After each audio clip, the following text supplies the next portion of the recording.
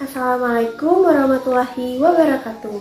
Perkenalkan, nama saya Ainun Najwa dengan NIM 220111110739. Halo semuanya.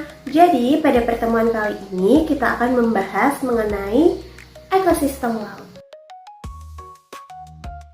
Karena laut merupakan paru-paru kedua bumi, berperan pentingnya dalam menghasilkan oksigen dan menyerap karbon dioksida. Lebih dari 50% oksigen yang kita hirup berasal dari fitoplankton, yaitu mikroorganisme kecil yang hidup di permukaan laut. Fitoplankton ini melakukan fotosintesis seperti tumbuh darat, menyerap karbon dioksida, dan melepas oksigen ke atmosfer. Selain itu pula, laut juga menyerap sebagian besar karbon dioksida dari aktivitas manusia. Jadi, ini membantu mengurangi dampak pemanasan globalisasi. Peran ini menjadi laut sangat penting di dalam menjaga keseimbangan iklim bagi bumi ini. Karena itu, laut disebut paru-paru kedua bumi. Apa sudah ada yang tahu apa itu ekosistem laut? Ya, kali ini saya akan menjelaskan mengenai ekosistem laut atau ekosistem maritim yang merupakan koloni spesies makhluk hidup di lingkungan laut yang berinteraksi satu sama lain dengan lingkungan fisik dan dengan organisme lain, seperti plankton, ikan, hewan laut, terumbu karang, dan juga tumbuhan laut yang merupakan komponen yang saling berhubungan dengan ekosistem laut ini. Suhu, salinitas, kedalaman air, dan arus laut merupakan beberapa elemen abiotik yang mempengaruhi ekosistem laut itu tersendiri. Ya, pada komponen ekosistem laut ini tersendiri dibagi menjadi dua kategori. Yang pertama yaitu biotik atau makhluk hidup dan abiotik atau lingkungan fisik. Pada plankton, ikan, mamalia laut, moluska, terumbu karang, dan tumbuhan laut termaksud lamun dan alga merupakan contoh komponen biotik yang terdapat di laut. Spesies-spesies ini berinteraksi dalam rantai dan jaring makanan yang sangat rumit. Jenis-jenis ekosistem laut diklasifikasikan ke dalam kategori yang berbeda berdasarkan sifat fisik dan biologis perairannya. Ekosistem pesisir merupakan hutan bakau dan muara, menyediakan habitat bagi berbagai spesies sekaligus melindungi pantai dari erosi. Yang pertama, ekosistem terumbu karang.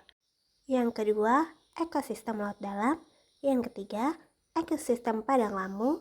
Dan yang terakhir, ekosistem mangrove. Di video kali ini kita akan membahas tentang salah satu ekosistem laut yang paling penting, yaitu terumbu karang dan manfaatnya bagi lingkungan dan kehidupan kita.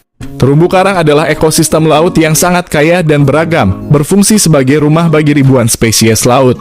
Manfaat terumbu karang sangat penting, di antaranya 1. Terumbu karang menjadi tempat tinggal bagi lebih dari 25% spesies laut, termasuk ikan, krustasea, dan moluska yang bergantung pada karang untuk perlindungan dan tempat berkembang biak. 2. Terumbu karang bertindak sebagai penghalang alami terhadap gelombang besar dan badai, melindungi pantai dari erosi dan kerusakan akibat badai.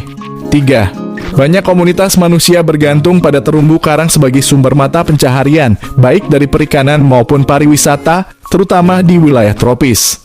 4. Terumbu karang juga membantu dalam mengatur karbon dioksida sehingga berperan dalam mitigasi perubahan iklim. Namun terumbu karang saat ini menghadapi ancaman besar dari perubahan iklim, pemutihan karang, dan pencemaran, sehingga sangat penting bagi kita untuk melindunginya. Jadi, terumbu karang bukan hanya penting bagi kehidupan laut, tapi juga bagi kita semua. Rantai makanan di habitat laut merupakan aliran energi yang terjadi saat spesies mengonsumsi dan dimakan. Rantai makanan ini dimulai dari produsen seperti fitoplankton dan juga alga yang menghasilkan energi melalui fotosintesis. Energi tersebut kemudian ditransfer ke konsumen tingkat pertama seperti zooplankton dan ikan herbivora yang memakan produsen itu. Manfaat ekosistem laut. Habitat laut memberikan banyak manfaat penting bagi keberlangsungan hidup manusia dan keseimbangan alam. Lautan adalah sumber utama oksigen dan fitoplankton bertanggung jawab memproduksi sebagian besar oksigen di atmosfer melalui fotosintesis itu.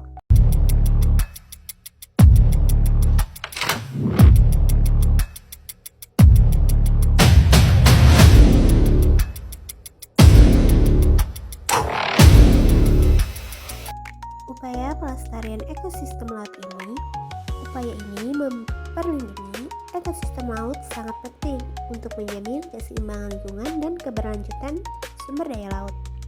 Salah satu langkah utamanya adalah mengurangi populasi laut dan membatasi penggunaan plastik sekali pakai, meningkatkan pengelolaan limbah industri, dan mencegah tumpahnya minyak. Nah, itu tadi merupakan materi dari ekosistem laut.